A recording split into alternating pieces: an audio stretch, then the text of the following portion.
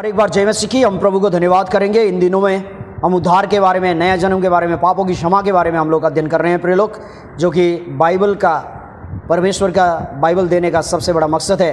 क्योंकि यूहन्ना 5:39 में कहता है कि तुम पवित्र शास्त्र में ढूंढते हो क्योंकि समझते हो कि उसमें अनंत जीवन तुम्हें मिलता है, और ये वो है जो मेरे बारे में गवाही देता है। तो अनंत जीवन एकमात्र सच्चा परमेश्वर को जानकर और यीशु मसीह को जानकर। यीशु मसीह को जानने का मतलब क्या है? उसके सारे काम को, मोक्ष के काम को जो उसने किया है, लहू को बहाने का, उसके मृत्यु और पुनरुत्थान के जो काम है, उसे हमें जानकर बाइबल से हमें उद्धार मिलता है। तो आइए हम इस वचन में जाने से पहले प्रार्थना करें। प्रभु आपको धन्यवाद करते हैं, आज के दिन आपने हमें दिया और आपके इस उद्धार के वचन को हम अध्ययन कर रहे हैं। सभी सुनने वालों को प्रभु उद्धार का सही ज्ञान दे, जिसके द्वारा ये लोग विश्वास करके अनंत जीवन पा सके। बाकी के समय आपके हाथ में रखते हुए ये प्रार्थना यीशु प्रभु के नाम से मांगते हैं। प्रिय लोग, मैंने जैसा बताया कि यीशु मसीह ही वो प्रजापति है, वो उद्धार करता है, वो सृष्टि करता है, जिसने सारा सृष्टि किया है। वही परमेश्वर मनुष्य के बीच में आया, जो कि उसके जन्म लेने के 700 साल पहले यशायाह 7 अध्याय का 14 पद में कहा गया, इम्मानुएल, परमेश्वर कुमारी के गर्भ से जन्म लेगा। और यहाँ पर यशायाह 9 अध्याय का 6 पद उसके जन्म लेने के 700 साल पहले की ये बात है। क्योंकि हमारे लिए एक बालक उत्पन्न हुआ, हमें एक पुत्र दिया गया है, और प्रभुता उसके कांधे पर होगी, और उसका नाम अद्भुत, युक्ति करने वाला, पराक्रमी परमेश्वर, अनंत काल का पिता और शांति का राजकुमार रखा जाएगा। तो ये बालक, यहाँ ये वचन में प्रभु यीशु का 100% निष्कलंक 100% मनुष्यत्व के बारे में और 100% ईश्वरत्व के बारे में बताया गया है। और ये बालक जो उत्पन्न होगा कुमारी के गर्भ से, जो हमारे लिए आएगा, वो बालक साधारण नहीं है। वो क्या है? अद्भुत, युक्ति करने वाला, पराक्रमी परमेश्वर है। वो परमेश्वर स्वयं है, अनंत काल का पिता भी वो है, और शांति का राजकुमार भी वही है। पापों की वजह से जो आप में अशांति है प्रिय लोग, उस पापों के अशांति से आपको, आपके सारे पापों को क्षमा दे सकता है यीशु मसीह, और अनंत शांति देता है आपको। क्योंकि बाइबल कहता है कि दुष्टों के लिए कोई शांति नहीं है, क्योंकि दुष्टों में पाप है। पाप की वजह से वो लोग जब भी तिल मिलाते रहते हैं। आप भी ऐसा स्थिति में हैं, लेकिन इन वचनों से आपको पापों की क्षमा का ज्ञान हो रहा है। आपने देखा कि यीशु मसीह ने आज से 2000 साल पहले आपके पापों को ले गया, क्योंकि वो पुरुषा है, वो ईश्वर है जो कुमारी के गर्भ से जन्म लिया है, जिसने आपके सारे पापों को ले लिया है। मत्ती 1:21 पद में, वह पुत्र जनेगी और तू उसका नाम यीशु रखना, क्योंकि वह अपने लोगों का उनके पापों से उद्धार करेगा। पहला तिमोथी 1 अध्याय का 15 पद, यह बात सच और प्रकार से मानने के योग्य है कि मसीह यीशु पापियों को उद्धार करने के लिए आया, जिसमें सबसे बड़ा मैं हूं। पापियों को उद्धार करने के लिए यीशु मसीह आया, लेकिन यीशु मसीह आपको कहां से उद्धार करता है? पापों से। पापों से। क्या उनके लोग सिर्फ यहूदी लोग हैं? नहीं, उनकी सारा सृष्टि, सारा मनुष्य जाति उनके लोग हैं।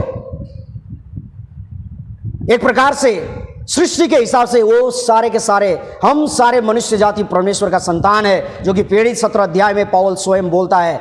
एथेंस में जब जाता है, उसने एक ही लहू के द्वारा संसार के सारे जातियों को बनाया है। अर्थात उस क्षेत्र से परमेश्वर हमारे लिए क्या है? पिता है, सृष्टि करता है। लेकिन सही में करिए, परमेश्वर को पिता बोलने का अधिकार आदम के पाप की वजह से हमने खो दिया और शैतान को पिता बना लिया। हम सब उसके लोग हैं, उसके सृष्टि है, और यीशु मसीह वो परमेश्वर स्वयं, वो सृष्टिकर्ता, उद्धारकर्ता बन के आया, ताकि आपको, आपके शारीरिक चीजों से नहीं, सर्वप्रथम आपको आपके पापों से, उस अनंत रोग से चंगा करने के लिए आया, उसे उद्धार करने के लिए आया। किस तरह से? बिना लहू बहाए पापों की क्षमा नहीं, पापों की छुटकारा नहीं, लहू बहाने के लिए आया, अपने प्राणों को देने के लिए आया, आपको बचाने के लिए। यीशु देहधारी हुआ। यीशु का नाम है यीशु और इम्मानुएल। यीशु नाम का अर्थ है उद्धार करता। कहाँ से? हमें, हमारे पापों से। और इम्मानुएल, परमेश्वर हमारे साथ आया। आपको बताया कि उसने बड़े बड़े काम किए। लाजर को यूहन्ना 11 अध्याय में, 4 दिन तक मरा हुआ लाजर को उसने कहा, उससे पहले उसके बहनों को कहा, पुनरुत्थान और जीवन मैं ही हूँ, जो कोई मुझ पर विश्वास करता है वो मर भी जाए फिर भी जी उठेगा, जो विश्वास करता है वो कभी नहीं मरेगा। तो यहां पर यीशु मसीह कहता है कि पुनरुत्थान और जीवन मैं ही हूं, जो कोई मुझ पर विश्वास करता है वो नहीं मरेगा, वो अनंत जीवन पाता है। यूहन्ना 14 का 6 पद में यीशु ने कहा, यीशु ने उससे कहा, मार्ग और सत्य और जीवन मैं ही हूं, बिना मेरे द्वारा कोई पिता के पास नहीं पहुंच सकता। वही मार्ग, सत्य और जीवन है, जिस जीवन के बारे में सदियों से हमारे पिता पुरख जंगलों में, पहाड़ों में, नदियों में भटक रहे थे। असुतमा सत्य गमया, तमसुमा ज्योति में गए, मृत्युमा अमृत गमया। वो अनंत मृत्यु में है, मुझे अमरता दे। ये प्रार्थना सिर्फ हमारे पुरखों का था धर्मों में, चाहे वो हिंदू हो, क्रिश्चियन हो, मुस्लिम हो, ईसाई, जो भी संसार का 4200 धर्मों में से सभी में प्रार्थना ये है कि मुझे अनंत जीवन दे, अनंत मोक्ष दे। और यीशु कहता है कि वो अनंत जीवन में हूँ, क्योंकि यीशु ने वो काम को किया है जिससे हमें अनंत जीवन मिलता है। अर्थात यीशु मसीह स्वयं क्या है? अनंत जीवन है, और उसके लहू के द्वारा हमारे सारे पापों की क्षमा हमें मिलती है। मत्ती 27 का 26 पद, इस पर उसने बरअब्बा को उनके लिए छोड़ दिया और यीशु को कोड़े लगवा कर सौंप दिया कि क्रूस पर चढ़ाया जाए। शुरुआत यीशु का लहू बहाना शुरू हो चुका। यीशु को पकड़ा गया गेत्सेमनी की वाटिका में, उसके बाद याजकों के सामने उसे हाजिर किया गया, वहाँ भी पीटा गया, थूका गया, घुस्से मारे गए, ठट्टा मजाक किया गया, उसे झूठे दोष लगाया गया और पिलातुस के आगे खड़ा किया गया। पिलातुस ने बार बार कहा कि इसमें मृत्यु दंड का कोई दोष नहीं देखता, इसने कोई गुनाह नहीं किया है, इसे मैं कोड़े मार के छोड़ दूंगा। लेकिन यहूदियों ने क्या कहा? इसे क्रूस पर चढ़ाओ, बरअब्बा को छोड़ दो। और उनके मांग के अनुसार उस अपराधी बरअब्बा को छोड़ दिया और यीशु को कोड़े लगाकर क्रूस पर चढ़ाने। कोड़े, सोचिए, बिना लहू बाय पापों की क्षमा नहीं। वो लहू किसका लहू? प्रजापति का। वो प्रजापति कौन है? कुमारी के गर्भ से जन्म लिया हुआ यीशु मसीह, इमानुएल, परमेश्वर, जो आपको आपके पापों से उद्धार करता है। किस तरह से? मुख से नहीं, कर्म से। आपके पापों को धोने के लिए उसने अपने पवित्र लहू को बहाना शुरू किया। कोड़े मारे गए उसे, और ये कोड़े में क्या होते थे आपको पता है? उसमें कील होता था, लोहे होते थे, पत्थर, चोखा चोखा पत्थर होता था, कांटा होता था। जब यीशु के देह पर मारे गए, उसका चमड़ा उधेरा गया। सोचिए यीशु ने कैसा दर्दनाक मृत्यु का सहा है। उस समय का सबसे भयानक मृत्यु, सबसे भयानक अपराधियों को दिया जाता था, कोड़े मारकर क्रूस पर लटकाने का। कई अपराधी तो कोड़े खाते खाते मर जाते थे। सबसे भयानक, सबसे शर्मदायक मृत्यु को प्रभु ने सहा, सिर्फ आपके लिए एक एक बूंद लहू को बहाने के लिए। समझ में आ रहा? प्रभु ने वो कोड़े खाए हैं किसके लिए? आप और मेरे पापों के लिए। कांटा का मुकुट, आपको पता है ना, जो बुद्ध ने कहा था उसके सर पर बहुत सारे स्कार होंगे, कांटों का दाग होगा, और ये यीशु के, हम जानते हैं यीशु ने कांटों का। ये धर्मगुरु कहने लगा यीशु को क्रूस पर चढ़ाओ। आज भी पास्टर लोग, झूठे शिक्षक लोग यीशु को बार बार दिन रात क्रूस पर चढ़ा रहे हैं, लेकिन यीशु बार बार क्रूस पर नहीं चढ़ेगा। एक बार चढ़ा, अनंत काल के लिए उसका वैलिडिटी है। आगे को हम देखेंगे। उसके हाथों पर कील ठोके, उसके पैरों पर कील ठोके गए, और इस तरह से 6 घंटा तक उसे क्रूस पर लटकाया गया। और उसके इस तरह से दर्दनाक मृत्यु सहने का 700 साल पहले भविष्यवाणी हुई थी, यशायाह 53 का 12 पद। क्योंकि उसने अपना प्राण मृत्यु के लिए उड़ेल दिया, वो अपराधियों के संग गिना गया, तो भी उसने बहुतों के पाप का बोझ उठा लिया और अपराधियों के लिए विनती करता है। प्रभु ने क्या कहा? हे पिता, इन्हें क्षमा कर, ये क्या करते हैं जानते नहीं है। ऐसा आपको प्रेम करने वाला कौन हो सकता है? आपको सृष्टि करने वाला परमेश्वर, वही आपको उद्धार करने के लिए भी उद्धारकर्ता बन के आया। आपके लिए एक एक बूंद लहू को बहाया है, आपके लिए विनती किया है। सभी उसने वो कोड़े क्यों खाए? यशायाह 53 का 5 पद। बहुत सारे लोग इस पद को गलत इस्तेमाल करते हैं। प्रिय लोग, शारीरिक चंगाई के लिए इस्तेमाल करते हैं। वो लोग झूठे शिक्षक लोग हैं, क्योंकि शारीरिक चंगाई यीशु के नाम से काफी है। कोड़े खाने की जरूरत नहीं है उसे। लेकिन उसने कोड़े क्यों खाए, लहू क्यों बहाया? उसके कोड़े खाने का, लहू बहाने का 700 साल पहले यशायाह 53 का 5 पद में भविष्यवाणी हुई है। परंतु वह हमारे ही अपराधों के कारण घायल किया गया, वह हमारे अधर्म के कामों के कारण कुचला गया, हमारे ही शांति के लिए उस पर ताड़ना पड़ी कि उसके कोड़े खाने से हम लोग चंगे हो जाएं। कैसा चंगा? झूठे शिक्षक लोग इस पद को शारीरिक चंगाई के लिए इस्तेमाल करते हैं, जो कि नहीं है। यीशु ने चंगाई किया, अपने शब्द से चंगा किया। हम भी यीशु के नाम से लोगों को चंगा करते हैं। लेकिन झूठे शिक्षक लोग इस वचन को शारीरिक चंगाई के लिए इस्तेमाल करते हैं। वो गलत है, क्योंकि यीशु ने कोड़े खाए हमारे अपराधों के लिए, हमारे पापों के लिए। जब जब कोड़े खाए उसका एक एक लहू निकाला गया। प्रिय लोग, इस वचन को इस तरह से आप मेरे साथ बोल सकते हैं। आप लोग सुन रहे हैं, मैं इस तरह से बोलूंगा इसे। वह मेरे ही अपराधों के कारण घायल किया गया, वो मेरे ही अधर्म के कामों के कारण कुचला गया, मेरे ही शांति के लिए उस पर ताड़ना पड़ी कि उसके कोड़े खाने से मैं चंगा हो गया। ये कोड़े मेरे पापों के लिए थे, मेरे पापों के लिए लहू बहाने के लिए थे, क्योंकि बिना लहू बहाए पापों की क्षमा नहीं होती। उसने एक एक बूंद लहू को बहाया है और 6 घंटा तक उसने अपने लहू को क्रूस पर बहाया है, एक एक बूंद। मेरे मन में जितने भी पाप थे जो आदम से मैंने लाया है, जो स्वभाव के पाप, मेरे आत्मा में लगा हुआ पाप, उन सारे पापों के लिए उसने अपने पंजर पर भाला लिया। वहाँ से भी लहू बहाया उसने, उस पाप को उसने धोया है, हर एक पापों को उसने धोया है। शरीर के एक एक हिस्से से उसने लहू को बहाया है, एक एक बूंद। ये सब किसके लिए है प्रिय लोग? किसके लिए? अगर आप वहाँ पर होते तो पूछते ये किसके लिए, किसके पाप के लिए? यीशु मसीह कह रहा है तुम्हारे पाप के लिए। क्यों? क्योंकि मैं तुमको प्रेम करता हूँ। आज मैं एक वीडियो दिखाना चाहता हूँ आपको। ये पैशन ऑफ क्राइस्ट मूवी से लिया गया है। इस वीडियो में जो सीन यीशु मसीह का जो यहाँ पर एक रोल कर रहा है, उसने किस तरह से खाया है, ये तो कुछ भी नहीं। मैं सिर्फ यशायाह 53 अध्याय और गॉस्पेल में जो बातें कहा गया है, सुसमाचार में जो यीशु ने कोड़े खाए, उनको स्मरण करिए कि यीशु ने कैसे कोड़े खाए होंगे, कैसा दर्द हुआ होगा उनको।